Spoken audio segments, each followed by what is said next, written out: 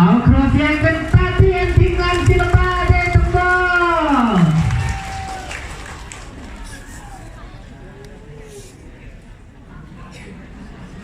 อันนี้ก็เปิดทีมงานจากศิลปะวโซหรือว่าทีมงานศิลปะมหาวิทยาลัยแห่งชาติที่ก่อนกบูอีในได้รอบสารเลยต่อย่อยวิดีโอปุ๊บกับแสดงศิลปะของศิลปะตำดาวที่ก่อนกบูอีทีเพียรที่ดอกปึงเมื่อนี้อีกบอกซึ่งจะยังประโยชน์ซื้อเล็กบ่